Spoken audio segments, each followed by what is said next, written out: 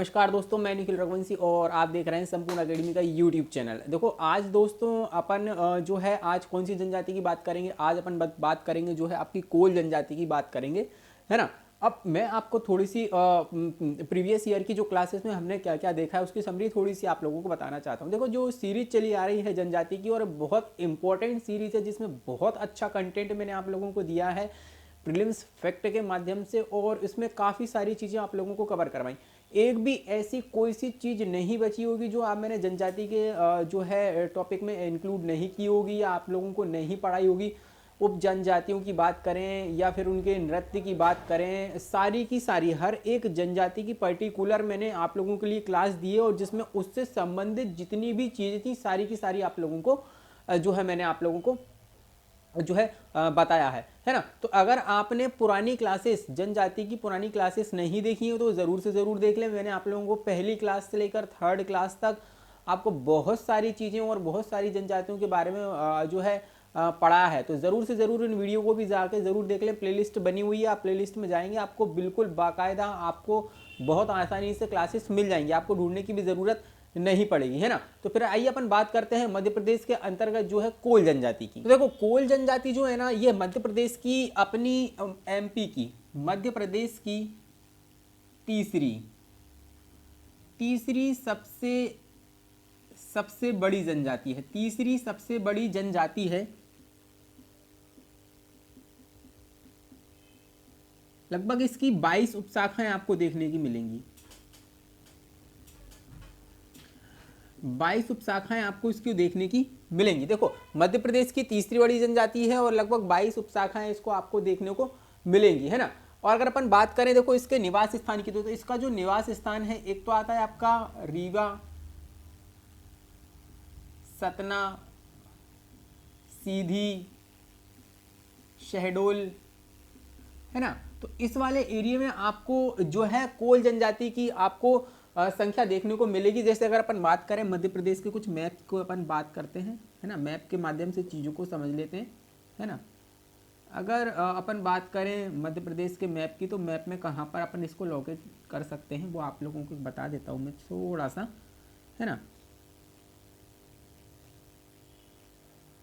एक छोटा सा मैप मैंने यहाँ पर बना लिया। देखो अब आपको देखने को मिलेगा, देखो जैसे रीवा, सतना, सीधी, शहडोल की अगर मैं बात करूँ तो यहाँ पर आता है जो है आपका रीवा, सतना, ये आता है आपका सीधी, और शहडोल यहाँ पर आता है। तो ये वाला जो आपका इलाका हो गया, ये वाला जो क्षेत्र हो गया, मतलब कि आपका पूर्वी क्षेत्र हो गया, है ना, थोड़ा सा पूर्वी क्षेत्र हो गया। यहाँ पर रीवा पन्ना वाला जो क्षेत्र आता है, देखो यहाँ से रीवा, सतना, सीधी, शहडोल आपको इस क्षेत्र में यहाँ पर देखने को मिलेंगे। तो यहाँ पर कौन सी जनजाति मेरे दोस्तों पाई जाती है, यहाँ पर कौन सी जनजाति आपको देखने को मिलेगी, यहाँ पर आपको कोल जनजाति देखने को मिलेगी ना, यहाँ पर कोल जनजाति देखने को मिलेगी। अब आपको अगर एग्जैक्ट आपके जिले याद नहीं है तो आपको लोकेशन तो याद रहेगी, आपको पता चल जाएगा कि इस लोकेशन पर कौन कौन से जिले आते हैं। जैसे रीवा आता है, सीधी आता है, शहडोल आता है ना। तो यहाँ पर अगर अपन देखें रीवा, सतना, सीधी, शहडोल, तो इन जिलों में आपको कोल जनजाति का समुदाय देखने को मिलेगा। मतलब कि आपको मध्य प्रदेश के पूर्वी क्षेत्र की अगर अपन बात करें, पूर्वी क्षेत्र में यहाँ पर क्या आपको कोल जनजाति देखने को मिलेगी। अब अगर अपन बात करें, देखो ये किसका प्रतिनिधित्व करते हैं, हर एक जनजाति की अगर मैंने बात जो है आपसे बात की है, आपसे आपको पढ़ाया हुआ है। जैसे भील जनजाति है वो किस समुदाय का है, जैसे कि अगर अपन बात करें बेगन जाति वो किसका प्रतिनिधित्व करते हैं। तो ये सारी की सारी चीजें मैंने आपको हर एक जनजाति के अंतर्गत पढ़ाई है। तो ये आपका जो प्रतिनिधित्व करती हो आस्ट्रिक समुदाय से क्या करती है, आस्ट्रिक समुदाय से, आस्ट्रिक समुदाय का प्रतिनिधित्व करती है। ठीक है, यहाँ पर आपको बताया है कि प्रतिनिधित्व किसका करती है, आस्ट्रिक समुदाय का यहाँ पर ये प्रतिनिधित्व करती है। देखो आगे की अगर अपन चर्चा करें तो मैक्स मूलर यहाँ पर लिखा हुआ है, मैक्स मूलर ने इन्हें कोल एवं कोलेरियन भी माना है। मैक्स मूलर जो है, मैक्स मूलर ने इन्हें कोल एवं कोलेरियन भी माना है ना, कोलेरियन भी इन्हें माना गया है। मतलब कि ये कोल जनजाति को मैक्स मूलर ने कोल या कोलेरियन के नाम से भी हम इसे जानते हैं। मैक्स मूलर ने कोल एवं कोलेरियन भी इन्हें कहा है। इनका जो उल्लेख है मेरे दोस्तों, कोल जनजाति का जो उल्लेख है हम देखते हैं कि रामायण और महाभारत में भी कोल जनजाति का आपको उल्लेख देखने को मिलेगा। कहाँ पर, रामायण एवं महाभारत के अंतर्गत, महाभारत में भी आपको कोल जनजाति का क्या देखने को मिलेगा, उल्लेख देखने को मिलेगा। और क्वेश्चन सीधा सीधा यहाँ पर बना सकता है कि ऐसा कौन सी जनजाति है जहाँ पर आपको महाभारत और जो है रामायण के अंतर्गत जिसका उल्लेख देखने को मिलता है। तो कोल जनजाति का उल्लेख जो है महाभारत और रामायण के अंतर भी देखने को मिलता है। देखो इसकी प्रतिशत की अगर अपन बात करें तो 2011 की जनगणना के अनुसार इसकी जो कुल जनसंख्या है वो लगभग आपकी 11,67,000 है ना, 11,67,000 के लगभग है ना। कोल जनजाति की अगर अपन प्रतिशत की बात करें तो 2011 की जनगणना के अनुसार इनकी कुल जनसंख्या 11,67,000 है, जो मध्य प्रदेश की जनजाति की, मध्य प्रदेश के जनजातीय समूह की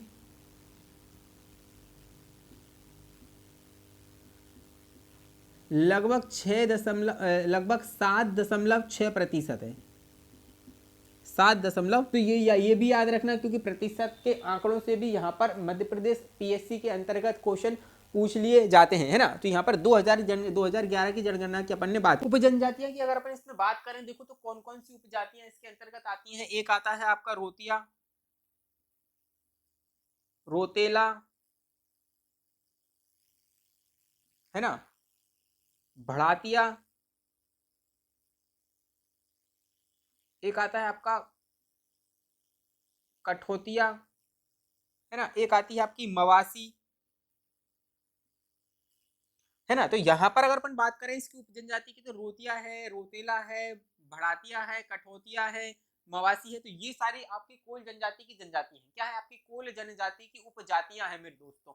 अगर देखा अपन इसके जो गांव का पंच होता है, इसका जो गांव का पंच होता है उसे हम क्या कहते हैं, गोहिया। क्या कहते हैं, गोहिया। जो आपसी आपसी विवादों का निपटारा करता है, आपसी विवादों का क्या करता है, निपटारा करता है,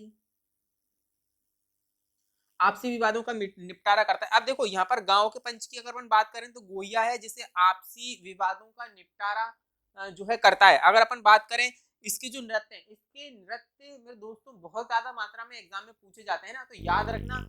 एक आता है आपका, इसके नाम से ही एक नृत्य होता है कोल नृत्य, और एक आता है आपका दहका।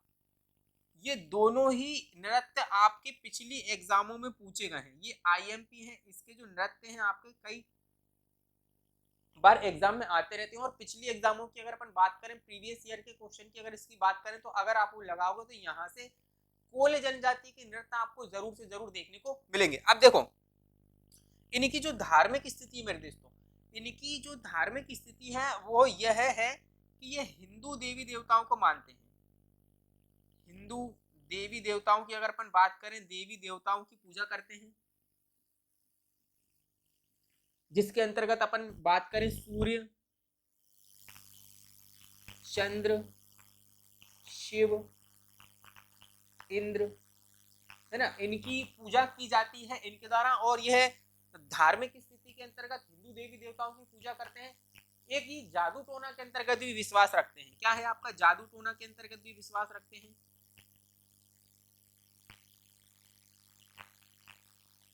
जादू टोना के अंदर भी यह विश्वास रखते हैं ना। और ये क्या करते हैं कि धार्मिक हिंदू देवताओं को मानते हैं और जादू टोना के अंतर्गत भी विश्वास रखते हैं। अब देखो आगे बढ़ते हैं और अपन देखते हैं इनका आवास, है ना। जैसे कि अगर अपन ने भीलों के आवास की भी बात की थी, है ना, जैसे फाल्या कहते हैं, मकानों को कू कहते हैं, वैसे ही इनकी जो बसाहट है, इनका जो आवास है, रहने का स्थान है, उसे कहते हैं अपन टोला। टोला कहते हैं क्योंकि ये टोली बनाकर रहते हैं, है ना, टोली बनाकर रहते हैं, है ना, ये टोली बनाकर रहते हैं, इसीलिए इनके आवास को क्या कहा जाता है मेरे दोस्तों, टोला कहा जाता है ना। अब यहाँ पर देखो मैंने आपको छोटी सी मैपिंग भी करवा दी है, निवास स्थान भी इसके अंतर्गत बता दिया है, प्रतिनिधित्व भी किसका करती है ये भी बता दिया है। मैक्स मूलर ने इन्हें क्या कहा था ये भी बताया, कोल और कोलिरियन के नाम से भी मैक्स मूलर इन्हें बुलाते हैं। और जो है मैक्स मूलर के द्वारा कोल एवं कोलिरियन इनको नाम दिया गया है। उल्लेख रामायण और महाभारत में मिलता है। 2011 की जनगणना के अनुसार 11.67 लाख के समथिंग इनकी जनसंख्या है, जो कुल जनजातीय का 7.6% आपको देखने को मिलेगी।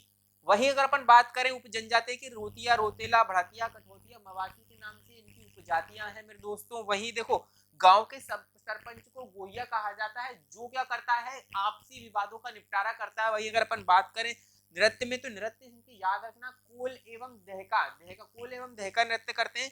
धार्मिक स्थिति की बात करें तो हिंदू देवी देवताओं को मानते हैं, सूर्य चंद्रमा शिव इंद्र की पूजा करते हैं, और जादू टोना पर भी ये कर क्या करते हैं, जादू टोना पर भी विश्वास रखते हैं। आवासीय स्थल की अगर अपन बात करें, टोली बनाकर रहती है ये जनजाति, और टोला टोला जो टोली बनाकर रहती है, इसलिए इनके आवास स्थान को टोला कहा जाता है। आइए अब बात करते हैं देखो कोरकू जनजाति की। अगर अपन देखो कोरकू जनजाति की अगर अपन बात करें तो इसका जो शाब्दिक अर्थ होता है मेरे दोस्तों, वो होता है आपका मानवों का समूह। क्या होता है? मानवों का समूह, है ना। वहीं अगर अपन देखो यहाँ पर मैंने क्या बताया था कि भाई जो आपका इसका शाब्दिक अर्थ होता है वो क्या होता है आपका मानवों का समूह, है ना, मानवों का समूह। अगर अपन इसके निवास स्थान की बात करें तो मध्य प्रदेश के अंतर्गत आपको जो दक्षिण वाला हिस्सा दिखाई देगा, मतलब सतपुड़ा वाला जो क्षेत्र आप लोगों को दिखाई देगा, वहां पर ये कहाँ आपको निवास स्थल इसका देखने को मिलेगा। देखो मैं एक छोटा सा मैप बना देता हूँ और मैप के माध्यम से आप लोगों को इसकी लोकेशन बता देता हूँ, है ना, सतपुड़ा के अंतर्गत। क्योंकि क्या होता है कि अपन मैप से भी इस चीज़ों को बहुत अच्छी तरीके से याद रख सकते हैं ना। तो ये अगर अपन बात करें जो सतपुड़ा वाला हमारा जो क्षेत्र है ना, सतपुड़ा वाला जो हमारा क्षेत्र है उसके अंतर्गत क्या है आपको देखने को मिलेगा। देखो सतपुड़ा का क्षेत्र आपको कौन सा देखने को मिलेगा, सतपुड़ा को आपको ये वाला नीचे वाला जो क्षेत्र है वो सतपुड़ा के अंतर्गत आता है। ये आपका क्या आता है, सतपुड़ा क्षेत्र आ जाता है। अब इसके अंतर्गत अपन बात करें होशंगाबाद, है ना, बैतूल, है ना, छिंदवाड़ा, है ना, सिवनी, तो ये जो जिले हैं आपके, है ना, तो ये जो जिले हैं आपके मेरे दोस्तों, यहाँ पर आपको कौन सी जनजाति देखने को मिलेगी, यहाँ पर आपको कोरकू जनजाति देखने को मिलेगी। तो सतपुड़ा वाला सतपुड़ा क्षेत्र के अंतर्गत, सतपुड़ा क्षेत्र के अंतर्गत जो है आपका होशंगाबाद, बैतूल,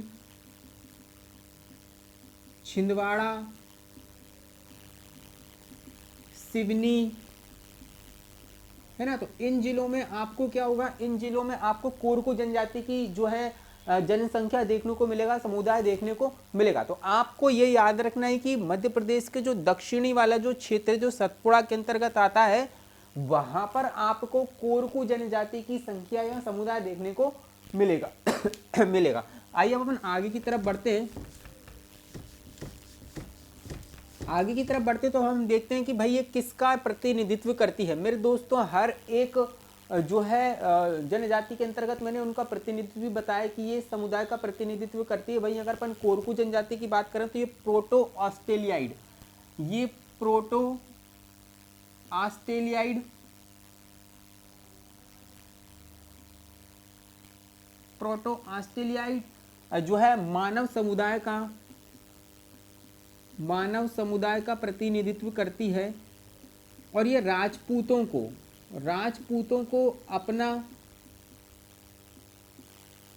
अपना पूर्वज मानती है। राजपूतों को अपना क्या मानती है, ये राजपूतों को अपना जो है पूर्वज मानती है। अब यहाँ पर देखो अपन ने देखो तीन चीज़ों की बात कर ली। एक तो इसका शाब्दिक अर्थ मानवों का समूह है। निवास स्थान की बात करें तो सतपुड़ा, होशंगाबाद जो है सतपुड़ा क्षेत्र जो नीचे की तरफ आते हैं, होशंगाबाद, छिंदवाड़ा, बैतूल, सिवनी के अंतर्गत इनका समुदाय देखने को मिलेगा।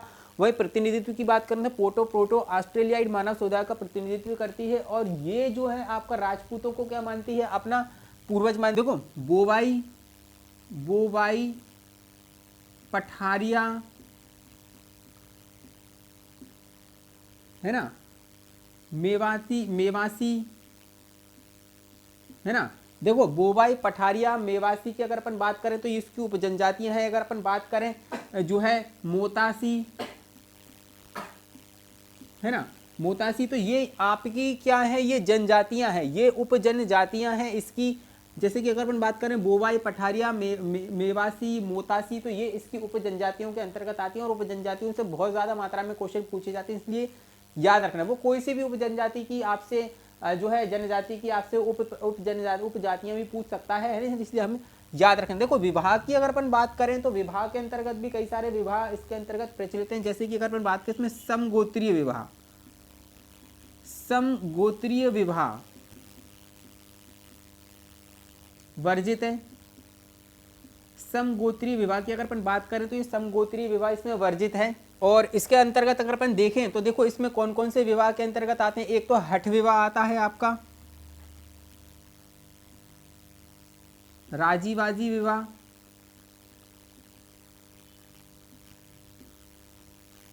लमझना विवाह,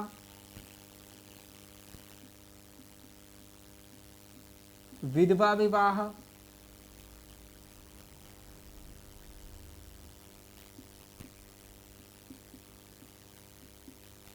है ना। तो देखो यहाँ पर कौन सा हठ विवाह है, राजीवाजी विवाह है, लमझना विवाह है, विधवा विवाह। तो ऐसे विवाह की जो पद्धतियां हैं ये तो कौन से जो है जनजाति के अंतर्गत आती हैं, तो ये आती हैं आपकी कोरकू जनजाति के अंतर्गत, है ना। ये कौन से जनजाति के अंतर्गत आती हैं, आपकी कोरकू जनजाति के अंतर्गत, जिसमें समगोत्रीय विवाह वर्जित रहता है। इसके त्योहारों की अगर अपन बात करें तो त्योहारों में क्या हो जाएगा कि भाई जो है आपके हिंदू धर्म वाले ये त्यौहार अक्सर ये मनाते हैं। जैसे कि अगर अपन बात करें चैत्र वैसाख की गुड़ी पड़वा, दिवाली, दशहरा, होली, अखातीज, ये सारे के सारे जो हिंदू धर्म के अंतर्गत जो आपके त्यौहार आपको देखने को मिलेंगे। तो कोरकू जनजाति भी ये क्या, कोरकू जनजाति के द्वारा भी यही त्यौहार मनाए जाते हैं। वहीं अगर अपन इसकी प्रथा की बात करें तो एक इसमें प्रथा बहुत ज्यादा प्रचलन में, सिडोली प्रथा। सिडोली प्रथा आपसे पूछी जाएगी और ये कई बार एग्जामों में आती है, याद रखना सिडोली प्रथा। अब देखो सिडोली प्रथा क्या होती है, जो सिडोली प्रथा के अंतर्गत जब मृतक होता है ना, मृतक जो होता है उसे दफनाते हैं। मृतक क्या होता है, मृतक को दफनाया जाता है। सिडोली प्रथा के अंतर्गत मृतक को दफनाया जाता है और उस पर एक स्तंभ का निर्माण किया जाता है।